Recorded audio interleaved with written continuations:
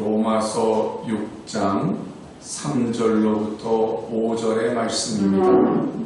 이 계시의 말씀을 한 절씩 교독하겠습니다. 무릇 그리스도 예수와 합하여 세례를 받은 우리는 그의 죽으심과 합하여 세례를 받은 줄을 알지 못하느냐? 그러므로 우리가 그의 죽으심과 합하여 세례를 받았으므로 그와 함께 장사하였나니 이는 아버지의 영광으로 말미암아 그리스도를 죽은 자 가운데서 살리심과 같이 이로 또한 새 생명 가운데서 행하게 하려 합니다. 다 같이요. 만일 우리가 그의 죽으심과 같은 모양으로 연합한 자가 되었으면 또한 그의 부활과 같은 모양으로 연합한 자도 되리라. 아멘. 우리 서로 좌우 옆으로 인사를 나누시겠습니다. 예수님 닮으셨습니다. 네, 예수님 닮으셨습니다. 한 번 더 축복도 나누시죠. 당신은 하나님의 복덩이십니다. 예, 당신은 하나님의 복덩이십니다. 주님 앞에 고백하겠습니다. 예수님으로 행복합니다. 진심으로 예수님으로 행복하시기를 주님의 이름으로 간절히 축원드립니다. 유대인들의 지혜서라고 하는 그 탈무드에는 이런 얘기가 있대요. 어떤 그 여우가 지나가다 보니까 포도원이 있는데 그 포도원의 포도가 너무 잘 익은 거예요. 아주 향긋한 냄새가 나면서 너무 잘 익어서 그 포도원을 들어가려고 그냥 가까이 가보니까 울타리가 쳐져 있는데 너무나도 구멍이 작아서 들어갈 수가 없는 거예요.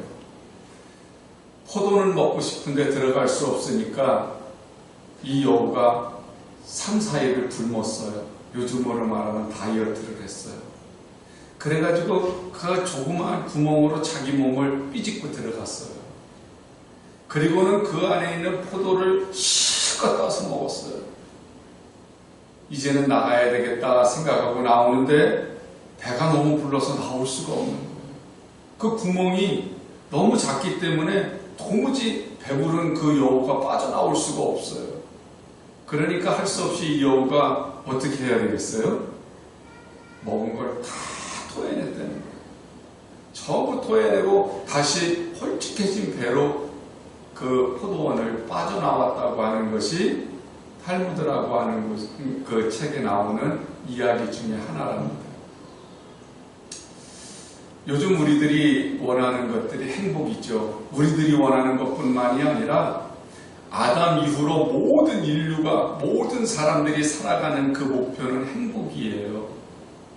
그래서 공부도 하는 이유가 행복해지려고, 돈을 버는 것도 행복해지려고, 여행을 가거나 또 맛있는 것을 먹거나 운동을 하거나 성공을 하거나 모든 것의 꼭지점에는 뭐가 있냐면 행복이라는 게 있어요.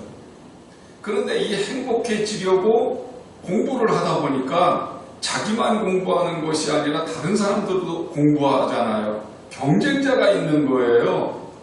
그러니까 이제는 어떻게 하냐면 자기가 그 목표로 했던 행복을 얻기 위해서는 투쟁을 합니다. 싸움을 합니다. 다툼을 합니다. 경쟁을 합니다. 그러다 보니까 행복해지기 위해서 공부하고 그것 때문에 다툼을 하고 경쟁을 하고 돈 벌기 위해서 서로 다툼을 하고 경쟁을 했는데 그 결과가 내가 사랑하는 사람을 잃어버리는 거예요. 우정이 깨지는 거예요. 건강을 해치는 거예요. 잠을 못 자는 거예요. 맛있는 것도 못 먹는 거예요. 쓰고 싶은 것도 못 쓰는 거예요. 여행도 못 가는 거예요. 더 문제는 행복이라고 하는 것이 하나님으로 말미암아서 오는 거기 때문에 그 행복이 하나님께서 근원이 되셔야 내가 누릴 수 있는 건데 사람들은 세상에 있는 그 행복을 누리기 위해서 그만 하나님을 잃어버렸어요. 마치 여우가 포도원에 있는 그 포도를 행복이라고 생각하고 다이어트를 하고 그 안에 들어갔다가 포도 맛만 봤지 도로 다 토해내야만 나왔던 것처럼 사람들이 행복을 쫓아가다가 결국 행복 때문에 사람도 잃어버리고 건강도 잃어버리고 인생도 잃어버리고 결국에는 하나님까지 잃어버리는 어리석음을 범하는 것이 우리들의 인생입니다. 그래서 성경은 우리에게 새 생명의 삶, 하나님이 우리에게 주시는 행복을 얻는 삶이 무엇인가에 대해서 분명하게 말씀을 하고 계세요. 구원이라고 하는 것은 우리의 공로로 얻어진 게 아니잖아요. 내가 뭐 착한 일을 해서 하나님이 나한테 구원을 주신 것도 아니고 예쁜 털이 박여서 나에게 구원을 주신 것이 아니라 하나님의 무조건적인 사랑, 예수님의 값없는 희생, 한량없으신 은혜, 그것으로 우리에게 값없이 주신 거 아닙니까? 그래서 사도 바울이 믿음으로 말미암아 구원을 얻는다 그렇게 얘기를 했더니 그 사도 바울의 말을 오해하는 사람들이 생겨났어요. 그래가지고 믿음으로 말미암아 구원을 얻는다고? 믿음으로 말미암아 구원을 얻는다면 그러면 행위는 필요가 없네? 착하게 살 필요가 없는 거네? 이미 우리는 구원받았으니까 그냥 아무렇게나 살아도 상관없는 거네? 난 그냥 예수님을 믿는 거니까 그것으로 나는 그런 구원을 얻은 거네? 그렇게 생각하는 사람들이 생겨났어요. 지금도 그런 사람들이 있잖아요.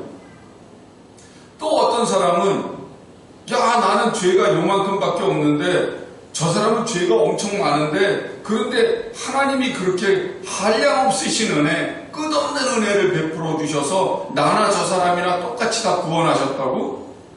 그러면 저 사람이 저렇게 죄가 많은 사람인데도 하나님이 구원하셨다면 나같이 양심적인 사람, 그런 사람은 죄를 더 지어도 되는 거잖아. 같은 은혜를 받았다고 하더라도 나는 한 개의 은혜를 받아서 구원받았다면 저 사람은 10개의 은혜를 받아서 구원받았으니까 그러면 저 사람이 더 하나님의 은혜를 많이 받았네.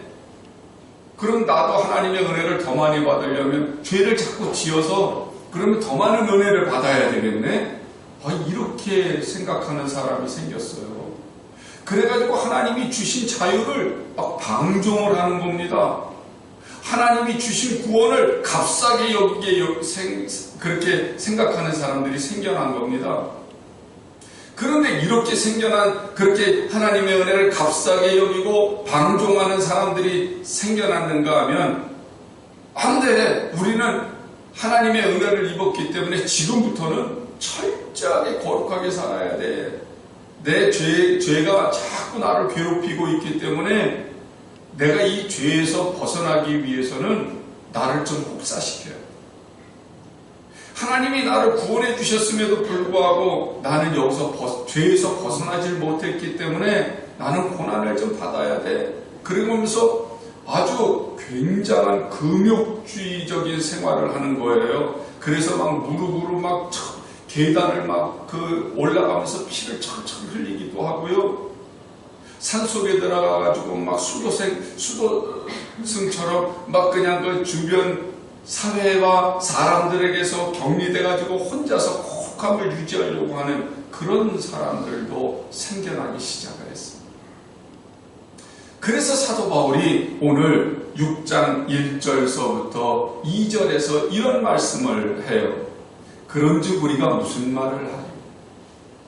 이렇게 하나님께서 구원을 주신 것에 대해서 이렇게 우리들이 은혜에 대해서 또 구원에 대해서 이렇게 오해를 하면 그럼 어떻게 말로 표현을 할 수 있겠느냐 이 말이죠. 은혜를 더하게 하려고 죄에 더하겠느냐? 그럴 수 없느니라.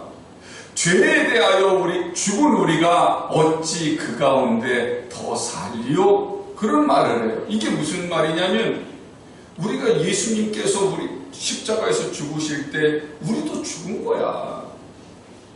주님이 십자가를 지시고 그리고 십자가에서 보혈을 흘리실 때 우리도 주님과 연합해서 그냥 죽은 거야. 그러면서 주님과 연합해서 죽은 것을 세례를 받은 것으로 표현을 하는 거예요. 그래서 오늘 본문 말씀 3절의 말씀을 다시 한번 읽어보면, 무릇 그리스도 예수와 합하여 세례를 받은 우리는 그의 죽으심과 합하여 세례를 받은 줄을 알지 못하느냐? 그러거든요. 예수님이 십자가에서 죽으실 때 우리는 예수님과 연합을 해서 예수님과 함께 죽은 거야. 그 죽은 것이 뭐냐면 우리가 세례를 받은 거야. 그러면서 세례로 예수님의 십자가 사건을 해석을 해주고 있는 거예요. 고린도전서 10장 1절로부터 2절에 보면 이 세례 사건을 사도 바울은 출애굽 사건과 또 비교해서 해석을 해줍니다. 형제들아, 나는 너희가 알지 못하기를 원하지 아니하노니 우리 조상들이 다 구름 아래에 있고 바다 가운데로 지나며 모세에게 속하여 다 구름과 바다에서 세례를 받고 그러거든요. 이게 무슨 말이겠어요? 출애굽을 할 때 이스라엘 백성들이 홍해를 건너는 사건이 있었어요. 그 홍해를 건넌 사건이 바로 세례를 받은 사건이라는 거예요. 이스라엘 백성들이 애굽에서 살 때 신분이 뭐예요? 노예잖아요. 노예.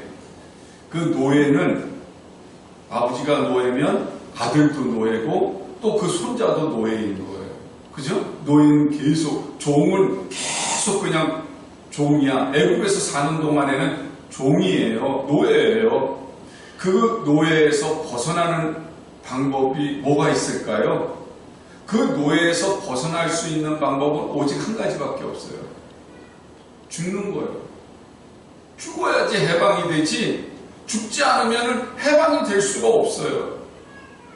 그런데 이스라엘 백성들이 모세가 하나님의 은혜로 이스라엘 백성들을 출애굽시켜서 홍해까지 왔을 때 이제 뒤에 애국 군인들이 막 쫓아오잖아요. 자기들의 노예를 다시 잡아가기 위해서 이 이스라엘 백성들이 홍해를 건널 때 애국 편에서 보면 이스라엘 백성들이 지금 어디로 들어가요? 바닷속으로 들어가. 바닷속으로 들어간다는 말은 죽는 거죠. 바닷속에 다 들어가면 다 죽습니다. 그러니까 이스라엘 백성들이 바닷속으로 들어가니까 이 애국 편에서 보면, 죄의 편에서 보면, 세상의 편에서 보면 이스라엘 백성들이 바닷속으로 들어간다고 하는 건 죄와 세상에 대해서 죽은 거예요. 그런데 그 반대편, 광야 편에서 보면, 또 가나안 땅 쪽에서 보면 이스라엘 백성들이 바다에서 쑥 나오는 거예요. 물속에 들어가서 죽은 사람들이 살아나서 나와요. 그러면 이것은 이 광야 쪽에서, 가나안 땅 쪽에서 보니까 새로운 민족이 어떻게 되고 있는 거예요? 탄생되고 있는 거예요. 생겨나고 있는 거예요. 다시 살아나고 있는 거예요. 그래서 세례라고 하는 게 뭐예요? 물속에 들어가잖아요. 이것은 죄에 대해서 죽는 거예요. 그리고 물에서 다시 올라오잖아요. 이건 무슨 뭐예요? 이건 바로 하나님에 대해서 살아나는 거예요. 새롭게 태어나는 거예요. 그런데 이 홍해, 바다는 원래 빨간색이 아니에요. 근데 이 홍해라고 하는 이 바다는 레드씨, 붉은 바다라고 하는 이름을 가지고 있잖아요. 이 붉은 바다는 무엇을 의미하는 거예요? 예수님의 십자가의 피를 의미하는 거였거든요. 그러니까 예수님과 연합한 우리는 예수님이 십자가에서 달리실 때 모세가 이스라엘 백성들을 이끌고 바닷속으로 들어가는 것처럼 우리도 예수님의 보혈 속으로 들어가서 죄에 대해서는 죽어버렸어요. 완전히 죽었어요. 그리고 하나님에 대해서 예수님이 부활하셨을 때 우리도 살아났어요. 그러니까 세상과 죄에 대해서는 노예라고 하는 신분이 완전히 끊어져 버렸어요. 그리고는 하나님에 대해서는 하나님의 자녀라고 하는 새로운 신분으로 태어난 거예요. 이게 세례예요. 여러분, 골로새서 2장 12절에서 사도 바울이 이렇게 결론을 지어서 말하죠. 너희가 세례로 그리스도와 함께 장사되고 또 죽은 자들 가운데서 그를 일으키신 하나님의 역사를 믿음으로 말미암아 그 안에서 함께 일으키심을 받았느니라. 그렇게 결론을 내렸죠. 그리스도와 함께 장사됐다. 장사됐다고 하는 말은 죽음으로 완전히 끝났다. 죽은 사람 장사 치르면 끝난 거죠? 이 세상 사람이 아니잖아요. 아니, 죽은 시체한테 가가지고 바늘로 찌른다고 해서 일어나기를 합니까? 울며 불며 흔들면서 일어나라고, 내가 왔다고, 눈 좀 떠보라고 그런다고 해서 반응을 합니까? 맛있는 음식을 차려놓고 한술 떠보시라고 해가지고 아유, 내가 이 음식을 먹어봐야 되겠는데 나 그동안에 배고팠어. 그러고서 나에게 무슨 얘기를 합니까? 죽은 송장은 말이 없죠. 그런 것처럼 우리가 죄에 대해서 죽었기 때문에 죄가 아무리 우리 주변에서 나를 유혹한다고 하더라도 반응이 없어야 되는 거예요. 그게 죄에 대해서 죽은 거예요. 죄가 나한테 와서 유혹을 하고, 죄가 나한테 와서 자극을 하고, 죄가 나를 흔들어 깨운다 할지라도 죽은 송장처럼 죄에 대해서는 반응이 없어야 되거든요. 그러니까 우리는 죄에 대해서 죽은 송장이기 때문에 누구 죄가 더 크다, 누구 죄가 더 많다, 그런 얘기도 할 필요도 없는 것이고, 우리는 오직 하나님께 대하여 살아있는 사람들이기 때문에 누구에게만 반응해야 된다? 하나님께만 반응해야 된다는 것이 사도 바울의 얘기예요. 그런데 정작 우리들의 마음에는, 우리들의 영혼은 죄에 대해서 반응을 안 합니까? 반응을 하잖아요. 그죠? 죄가 자꾸 나를 유혹할 때, 죄가 자꾸 나를 찌를 때, 나를 흔들어 깨울 때, 그때 그만 죽었던 내가 다시 일어나 죄에 대해서 부활을 하는 거야. 이 죄가 죽었다 생각했는데 그게 아니라 그냥 죄가 나한테 오면 그냥 내가 반응을 하는 거예요. 죄에 대해서 죽은 게 아니라 죄에 대해서 기절했다 일어나는 것 같아. 그러죠? 그래서 우리가요, 믿음이라고 하는 게 뭐냐면 내 정과 욕심을 십자가에 날마다 못 박는 거예요. 좋은 믿음이 뭐겠어요? 죄에 대해서 날마다 나를 장례시키는 거예요. 그러니까 건강한 교회일수록 죄에 대해서 죽은 성도들이 많은 사람들이 건강한 교회예요. 하나님에 대해서 살아난 사람들, 하나님의 사랑을 실천하는 사람들이, 많은 사람들이 있는 그 교회가 건강한 교회이지, 자꾸 옛사람, 죄에 반응하는 사람, 죄에 민감한 사람, 세상적으로 아주 그냥 예민한 사람, 이런 사람들이 모인 교회는 약할 수밖에 없어요. 병들 수밖에 없어요. 사랑하는 여러분, 세례에서 우리가 물속으로 들어갈 때 죽는 목적은 뭐예요? 물속에서 안 나오는 거예요? 그게 아니라 나오려고 죽는 거잖아요. 이 나온다고 하는 말은 내가 거듭난다고 하는 거, 부활한다고 하는 거, 새로 태어난다고 하는 거, 새 생명을 가지고 있다고 하는 거. 예수님의 죽음이 부활로 이어졌듯이 우리의 죽음 역시도 하나님의 은혜 가운데서 하나님의 자녀로 다시 태어나기 위해서 죽는 거거든요. 그렇기 때문에 우리들이 지금 신앙생활을 하는 것은요, 무덤에서 일어나서 새로운 생명으로 사는 것과 똑같은 거예요. 부활하신 예수님과 연합해서 하나님의 나라와 하나님의 의와 하나님의 유업을 나누는 것과 똑같은 거예요. 오늘 5절 말씀에 뭐라고 얘기를 합니까? 만일 우리가 그의 죽으심과 같은 모양으로 연합한 자가 되었으면 또한 그의 부활과 같은 모양으로 연합한 자도 되리라 그래요. 연합했다고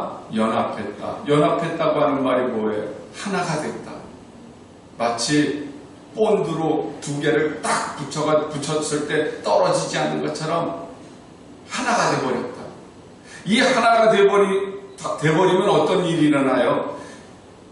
이 연합했다고 하는 말을 헬란말로 심피토스라고 하는 말을 쓰는데 참 재미있는 해석이 있어요. 이 심피토스라고 하는 해석 가운데 하나가 뭐냐면 함께 자라난다, 그런 뜻이 있어요. 그러니까 예수님과 내가 연합했다. 예수님과 내가 연합했다고 하는 말은 예수님과 내가 어떻게 한다? 함께 자라난다, 그런 말이에요. 죽은 사람은 자라나질 않죠. 죽은 사람은 썩어버리지 자라나질 않아요. 그런데 예수님과 연합해서 새로 태어난 사람은 자라나는 겁니다. 누구의 모습으로? 예수님의 모습으로 자라나는 거예요. 그래서 예수님의 모습으로 자라나니까 예수님의 냄새가 나고 예수님의 향기가 나고 예수님의 열매를 맺어가는 사람으로 자라나는 거예요. 그런데 오늘 성경을 보니까 같은 모양으로 그러잖아요. 같은 모양으로, 이 말은 서로 닮았다고 하는 의미도 있지만 이 닮았다고 하는 말보다 더 재미있는 말이 있어요. 본받는다. 마음을 다해서 따라간다, 그런 의미가 있어요. 그러니까 우리가 그의 죽으심과 같은 모양으로, 이러면 그분의 죽으심을 본받아서 그분과 함께하는 모습으로 연합한 자가 되었으면 그분을 따라가고 있고 그분처럼 자라가고 있으면 그분의 부활의 모습처럼 또다시 우리도 어떻게 해야 돼요? 마음을 다해서 본을 받고 그리고 그분의 부활하신 모습처럼 우리도 자라가야 된다. 그래서 개혁성경에는 그리스도의 죽으심을 본받아, 이렇게 기록되어 있거든요. 토마스 아퀴나스라고 하는 분이 쓴 책에는 그리스도를 본받아, 그런 책이 있어요. 사도 바울은 뭐라고 표현을 하냐면 그리스도 안에 있으면 우리는 새로운 피조물이다. 그 말은 그냥 겉모습만 예수쟁이로 흉내내는 사람들이 아니라 우리의 실체가 완전히 달라졌다. 우리의 모습이, 우리들의 인격이, 우리들의 모든 것들이 실제적으로 바뀌었다, 그렇게 표현해요.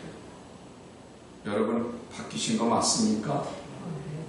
우리가 바뀌었다면 우리는 어떻게 살아야 돼요? 우리는 이미 새 생명을 얻어서 바뀌었다면 어떻게 해야 돼요? 그래서 오늘 4절에 이렇게 말씀하시는 거예요.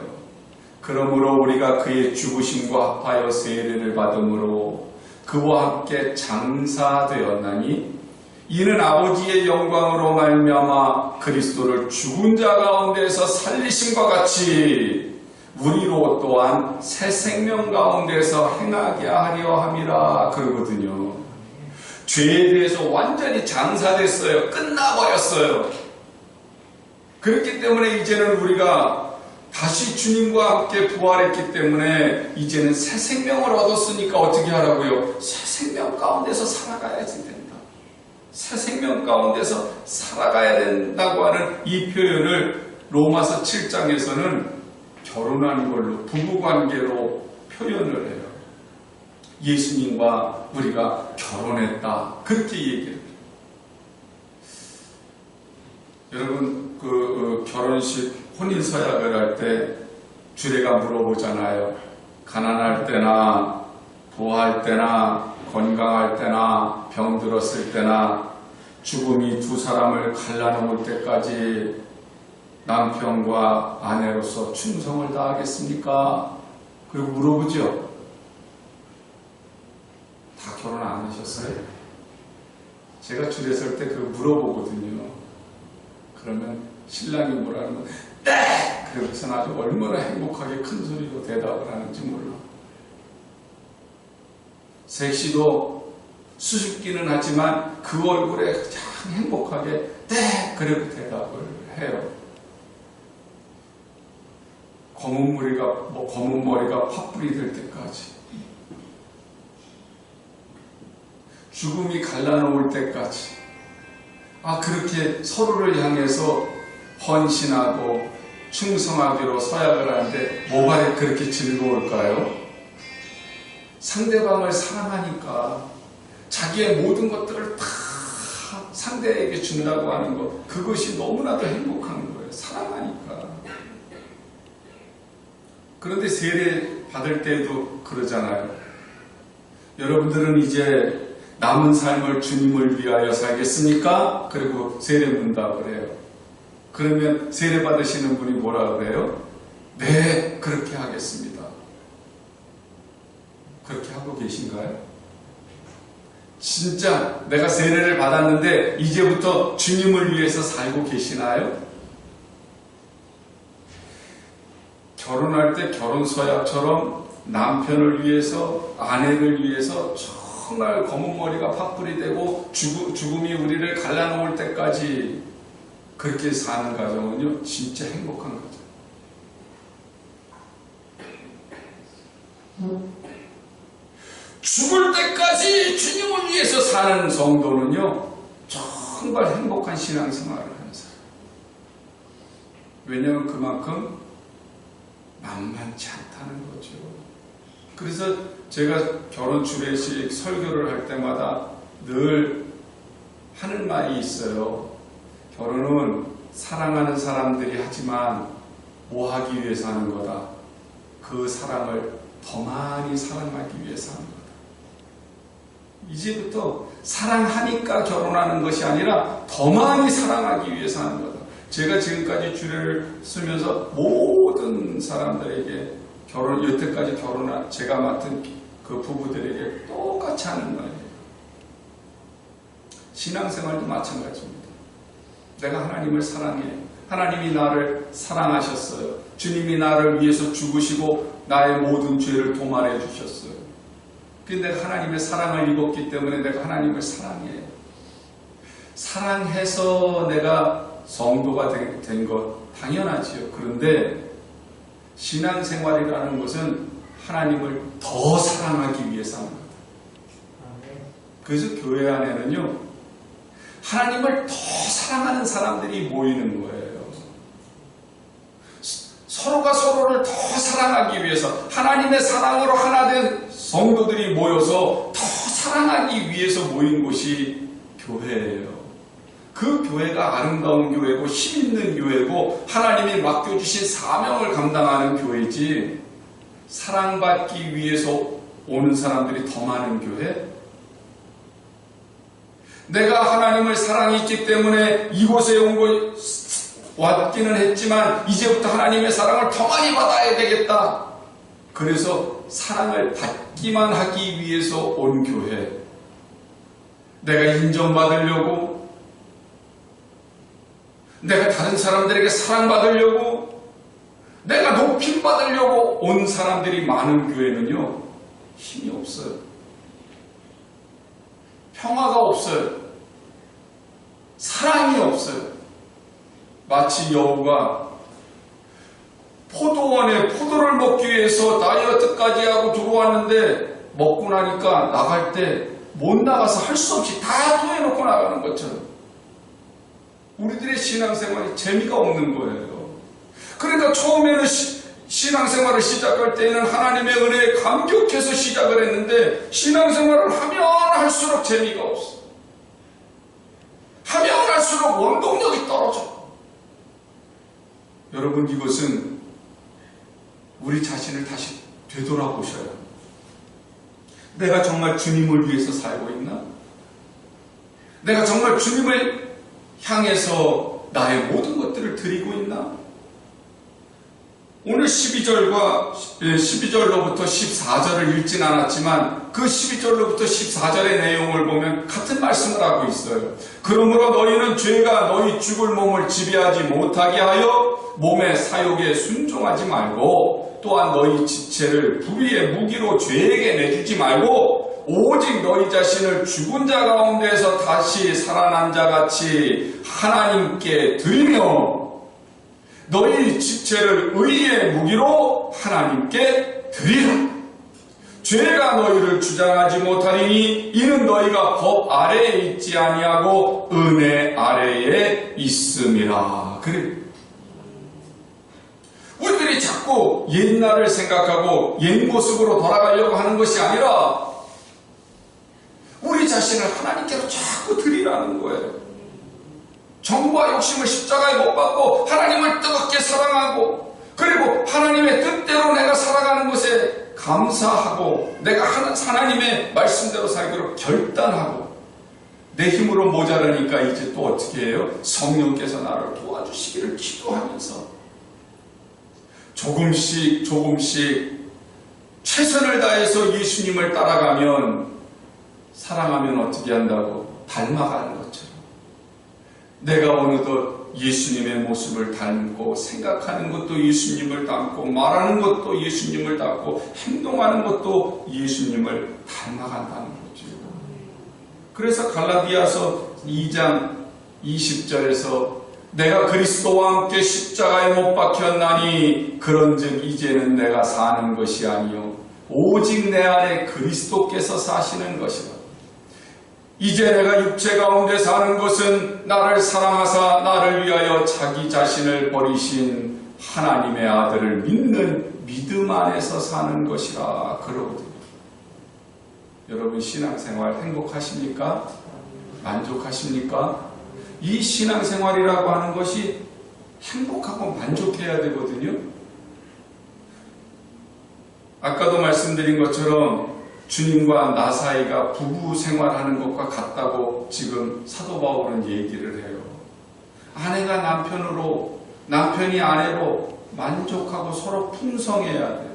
풍성하다고 하는 것은 풍족한 것과는 다릅니다. 풍족한 것은 무엇이 있어야 풍족한 거지만 풍성한 것은 없음에도 누리는 거예요. 우리한테는 하나님께서 새 생명을 주셨고 우리에게 하나님의 자녀의 특권을 주셨어요. 이미 우리에게는 하나님의 것을 다 우리에게 허락해 주셨거든요. 우리가 아담이 죄를 지었기 때문에 이렇게 고생하잖아요. 그런데 그 아담이 선악과를 따먹는데 우리들이 뭐 언제 그 선악과 맛을 보기라도 했냐고. 아담 얼굴 아세요? 아담 보지도 못한 사람인데 그 사람이 지은 죄를 왜 내가 이렇게 받아서 고생을 해야 되냐고요. 그죠? 그런데 너무 감사한 것은 예수님이 십자가에서 죽으심으로 말미암아서 아담에게서 흘러내려오던 그 죄를 싹 도말해 주셨습니다. 그래서 죄인이라고 하는 신분을 완전히 씻어주시고 하나님의 자녀가 되게 하셨어요. 아담의 죄가 내가 아담 보지도 못했고 아담이 먹은 그 선악과 맛도 모르는데 그 죄가 나한테로 흘러왔다면 예수님은 보셨어요? 예수님 보지도 못했지만 그분의 죽으심이 나에게로 흘러내려와가지고 나로 하여금 이 신분을 바꿔놓으셨다니까요. 그러니까 아담의 죄의 풍성함이 나를 죄인으로 만들었다면 하나님의 은혜의 풍성함, 예수님의 사랑의 풍성함이 나를 하나님의 자녀로 만들어 놓았어요. 그러면 내가 하나님의 자녀된 그 은혜, 그 사랑도 내가 살아가면서 누리셔야 돼요. 아담의 죄를 내가 누렸잖아요. 그러니까 생각하는 게 죄고 행동하는 게 죄고 죄 얼마나 재밌어요. 살아가는 것들이. 죄 지을 때마다 재밌잖아요. 통쾌하잖아요. 쾌감이 있잖아요. 그런데 이제는 내가 하나님의 자녀가 됐기 때문에 하나님의 말씀대로 사는 게 통쾌해야 돼. 은혜를 누리는 게 행복해야 돼요. 골로새서 2장 9절로부터 10절의 말씀을 보면 그의 안에는, 예수님 안에는 신성의 모든 충만이 육체로 거하시고 하나님의 모든 성품이 육체로 나타나셨어요. 너희도 그 안에서 충만하여졌으니 하나님의 모든 것들이 이제 우리 안에 충만해졌어요. 예수님으로 말미암아 그는 모든 통치자와 권세의 머리시라 그랬어요. 예수님은 왕의 왕이세요. 모든 권세의 우두머리세요. 근원이세요. 그러면 말입니다. 자, 이제 예수님으로 말미암아서 내가 이제는 하나님의 자녀가 됐고 예수님 안에 있는 모든 충만함을 내가 누릴 수 있는 자격을 가지고 있어요. 자격뿐만이 아니라 우리한테 다 모든 걸 충만한 걸 주셨어요. 근데 우리가 느끼시나요? 체험하시나요? 이것을 느끼고 체험하는 사람이 천국을 사는 거예요. 이게 풍성함이에요. 내가 무엇인가를 갖고 있어서 누리는 게 아니라 없음에도 누릴 수 있는 거. 은행에 100억쯤 넣어놓으신 분은 마음이 어떠세요? 100억이 없어서 잘 모르시는구나. 10억만 넣어놨다고 생각해보자고. 10억 은행에 있으면 일단은 어깨가 쫙 펴지겠죠. 그죠? 그리고 저 같으면 한 1억 정도는 수표로 달라 그래가지고 지갑에 넣어놓고 다닐 것 같아요.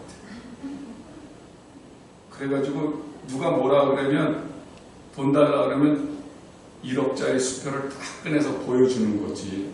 다시 집어넣어. 이 정도의 사람이야. 그럼 사람들이 나를 어떻게 볼까요? 우와. 그런데 그렇게 은행에 넣어놓고 지갑에 넣어놓고 1원을 쓰지 않아도 내 마음은 뿌듯하겠죠. 든든하겠지요. 그러다가 하나도 못 쓰고 죽으면. 근데 자랑은 했어.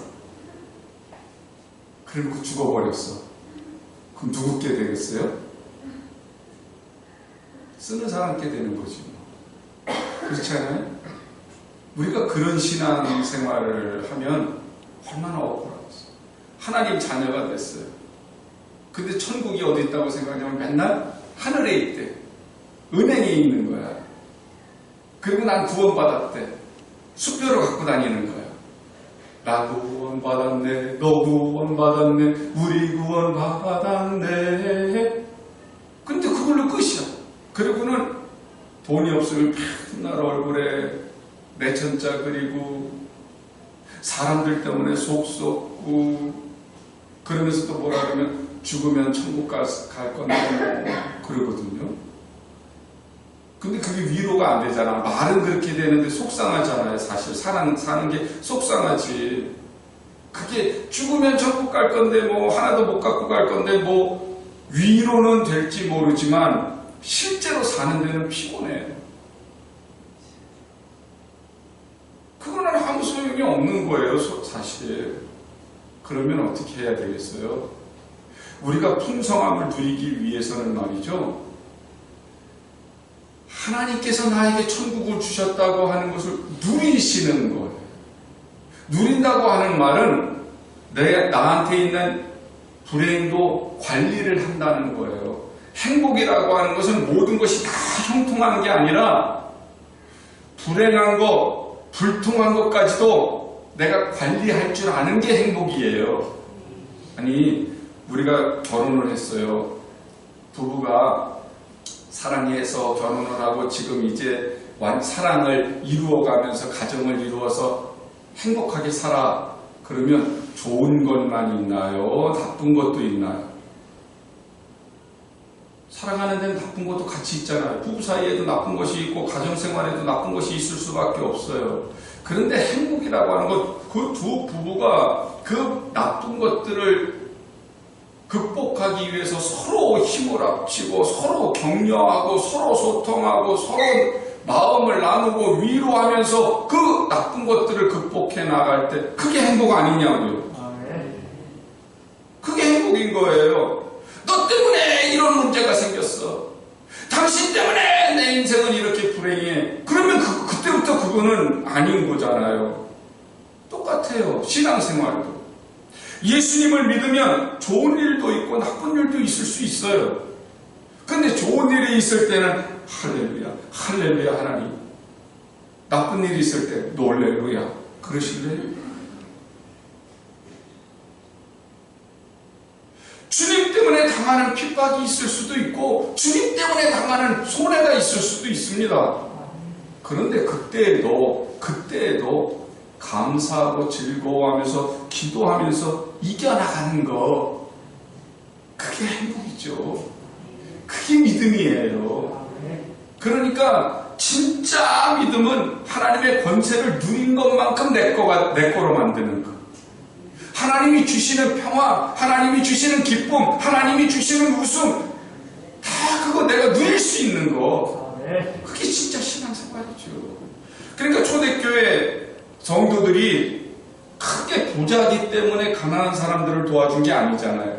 그들이 땅을 팔아서 교회 갖고 온 이유가 뭡니까? 큰 부자는 아닌데도 불구하고 땅을 팔아서 갖고 온 것은 자기보다 더 가난한 사람들에게 나누어 주라고. 그거 팔아서 갖고 와가지고 가난한 사람들에게 나누어 주고 나면 지금 자기는 뭐가 되는 거예요? 알거지가 되는 거잖아요. 그럼에도 불구하고 이 사람들은 기뻐하는 거예요. 즐거워하는 거예요. 왜냐하면 이미 하나님으로 가득 채워졌어요. 그러니까 성령 충만이라고 하는 것은 예수 충만을 말하는 겁니다. 우리가 성령 충만도 잘못 오해를 해가지고 방언이나 말하고 병 고치는 은사나 말하고 막 뜨겁게 막 불로 이래는 걸만 성령 충만이라고 착각하는 경우가 있어요. 그거는 성령 충만이 아니고 어떤 면에서는요, 그냥 마음에 그냥 흥분한 거야, 흥분. 하나님의 말씀을 들을 때는 막 마음에 흥분이 되는데 주차장 가가지고는 차 빼! 누구 차야? 이러고 싸우고 앉아있으면 그건 하나님 나라를 누리는 게 아니잖아요. 그렇기 때문에 오늘 우리들이 정말 하나님의 나라를 누리는 사람은 예수님으로 충만한 사람, 예수님을 뜨겁게 사랑하는 사랑으로, 예수님을 닮고자 하는 그 열망으로 그 충만한 사람이 성령 충만한 거예요. 그러니까 내 힘으로 안 되니까 성령께서 내 안에 계셔서 예수님을 닮도록 계속 도와주시잖아요.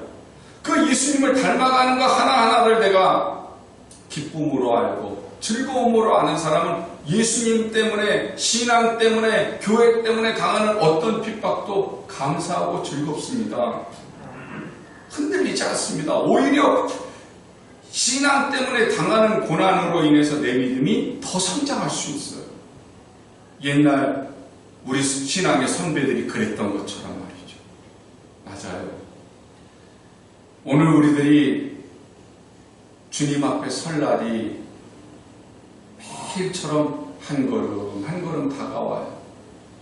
예수를 잘 믿는 사람이든지 예수를 안 믿는 사람이든지, 악한 사람이든지 선한 사람이든지 부활할 겁니다.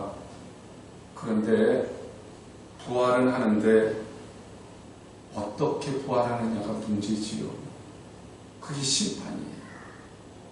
요한복음 5장 29절에서 예수님은 이렇게 말씀을 하세요.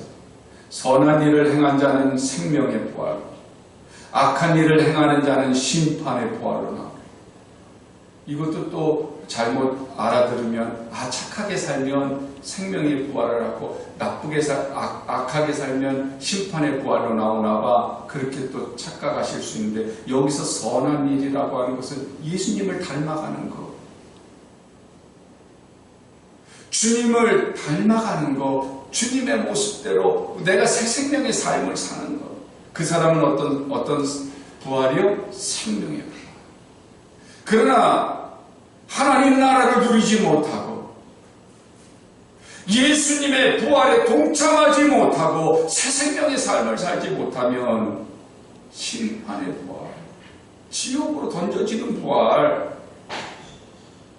여러분, 오직 새 생명 가운데 사는 참다운 성도만이 주님의 부활과 같은 주님의 모양으로 영생을 누리는 참 성도가 되는 줄로 믿으시기를 원합니다. 새 생명을 누리는 성도들로 새롭게 도약하는 우리 교회가 되시기를 원합니다. 구원의 기쁨과 충만하신 예수를 누리면서 정말 행복한 신앙생활을 하셨으면 좋겠어요. 여러분, 우리들이 예배 드리는 것, 그것이 형식이 안 되기를 원합니다. 정말 때때로 믿지 않는 사람들한테 핍박도 당하고 조롱을 당할 수도 있고, 같이 믿는 사람들이지만 우리들의 마음에 상처를 입을 수밖에 없는 모습들을 보여주는 것 때문에 내가 실망할 수도 있어요. 그러나 그 모든 것들은 나하고 사실상 상관이 없어요. 내가 지금 관심을 가져야 되고 내가 지금 신경을 써야 되는 것은 내가 지금 주님을 기쁘시게 하고 있느냐, 내가 지금 주님을 닮아가고 있느냐, 내가 지금 하나님을 체험하고 있느냐, 그것이 중요해요. 오직 예수님으로 충만하셔서 죄에 대해서는 죽고 하나님에 대해서는 살아나시고 우리의 신앙생활이 정말 행복한 신앙생활이 되셔서 달려갈 게 다 달려갈 때까지 지치거나 낙심하지 마시고 끝까지 승리하는 귀하고 복된 우리 사랑하는 하나님의 자녀들이요 우리 교회 성도들이 되시기를 예수님의 이름으로 간절히 축원합니다.